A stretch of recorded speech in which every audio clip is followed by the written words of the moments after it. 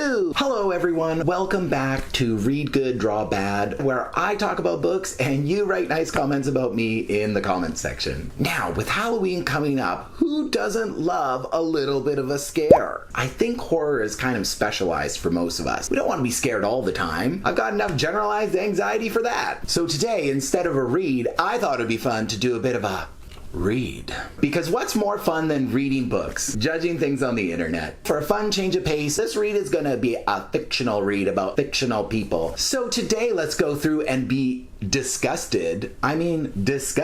the outfits of popular sci-fi and horror villains, because nothing is scarier than a bad outfit. So for this reading challenge, we're gonna find out, is the outfit spooky or is it just goofy? And I think in some cases, you're going to be surprised to find out who's who. You know, when I was going about making a list of some of the books where I think of scary outfits, there was one thing that came to mind first, and that thing is clowns. And why, you ask? Because most people do not learn true fear as children until a person with too much makeup and a clashing outfit shows up at your birthday party, and I am not talking about your mother-in-law. Of course, there could be no complete discussion of horror and clowns without talking about the most famous one of all in the last 20 years, and no, I'm not talking about myself. I'm talking about Pennywise, or It, by Stephen King. Now, if you've never read Stephen King's It, good for you. That was a smart decision, because that book is over 1,000 pages in small type. Now, if you can get over the fact that the book itself is a weapon, it's actually a gripping story like most of Stephen King's books are. The plot in a nutshell is that several young kids accidentally discover a Cthulhu-level elder god who feeds off the fear of people and then eats those people. But even to this day, it never ceases to amaze me how people found Pennywise scary, whether in the book or in any of the movie adaptations. The book describes him as wearing a baggy silver suit with orange pom-poms. He has the nice big hair extensions that go on the side of his head that kind of look like horns, and he's slapped up in pancake makeup, just like I tend to be on a Friday night. Very typical clown attire. Now, I know he does scary things in this book, but you know who the real victim is? Listen, it's fashion. I can see what you were going for. However, I don't feel that this look quite matches up to what the brief was.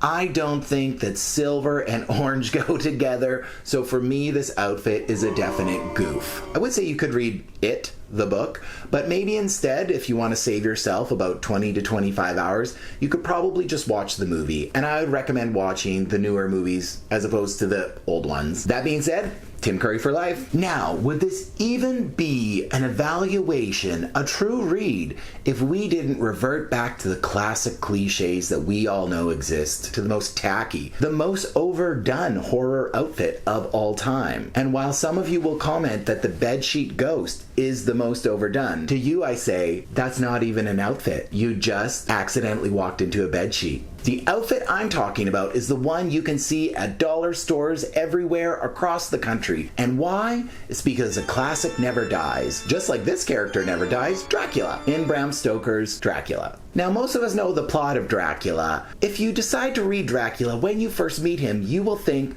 something's wrong with this guy. Now, the Count of Transylvania has been described by one of his victims as tall, with not a spot of color on him, and a really, really interesting unibrow. But the outfit, darling, the black of night, I drink your blood, that color is red and I'm wearing it. It's overdone. But then again, even though a unibrow can be fixed, we all know that a unibrow can serve fashion.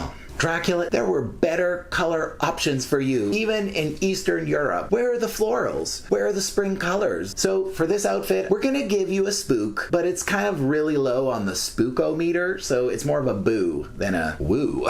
Now, if we're looking for a really spooky man, and we're thinking of someone really spooky, I like to think about people who seem so likable, but then they're not. But then they're one person, but then they're another person. Now, there is a spooky man, someone who I feel a bit divided about. And no, I'm not talking about Dr. Jekyll and Mr. Hyde, but I am talking about the character based on Dr. Jekyll and Mr. Hyde, which is Two-Face from the Batman series. Now, there are a lot of great comic book villains with amazing costumes, so it was hard to pick just one. But why pick just one one outfit when you can pick two? Now, Two-Face actually used to be a friend of Bruce Wayne, Batman's alter ego, because he was an upstanding lawyer that was trying to clean up Gotham City. That's why Two-Face is such a great character, because all of his outfits are specifically designed to match both his handsome personality that started out as Harvey Dent to match his mafioso boss personality where his whole face was disfigured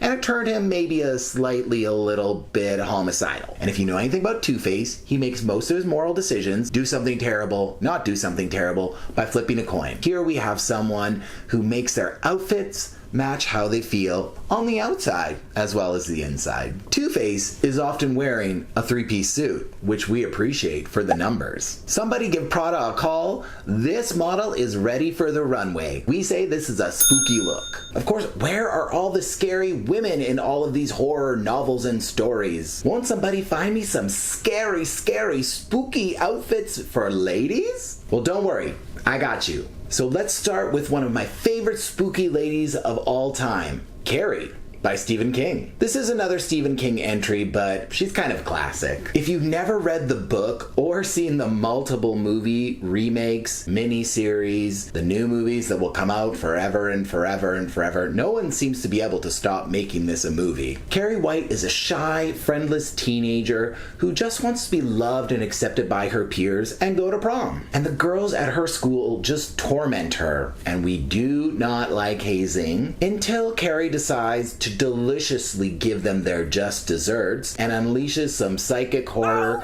at her senior prom. And what better time to light girls on fire than senior prom? Now, let's examine the look. We love her vibe, but even though her regular look is a big downer, we are in love with prom mode. Pink with splashes of red all over? Spooky. Taking out the competition at the prom? We love a good psychic blast aimed directly at mean girls. You dragged them, sis. And well, you did in the book, quite literally. But anyway, now if I didn't mention one of the most fashionable Disney villains of all time, could this even be called a review of excellent female scary outfits? Now, before this villain was Disney, she was a dog-hating woman in a book made in 1956. I'm talking about the one, the only Cruella De Vil. And this book, of course, we know as 101 Dalmatians. The main story is about two Dalmatians trying to save their 15 puppies from a fur farm. Because Cruella De Vil kidnaps, or dog naps, all of the dogs involved in the story so she can make her little fashion line happen. We're not here to judge Cruella's actions, but we are here to judge her look. So the look is correct. This is taste.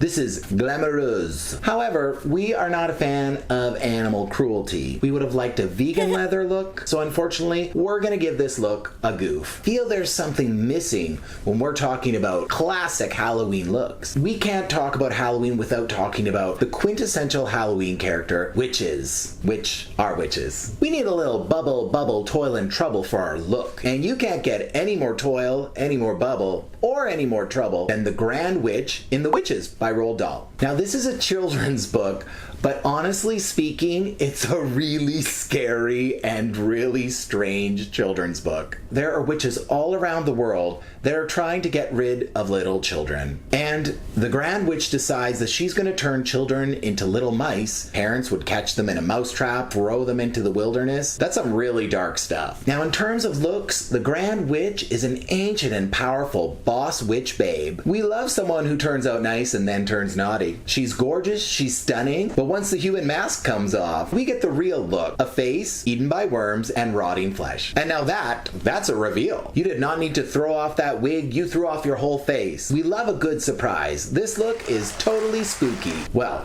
that's all the fashion we can afford this week. Did I miss a scary villain? Let me know in the comments below. So, as they say, one like a day keeps the witches away. Now be sure to like, share, and subscribe. Stay reading, stay spooky.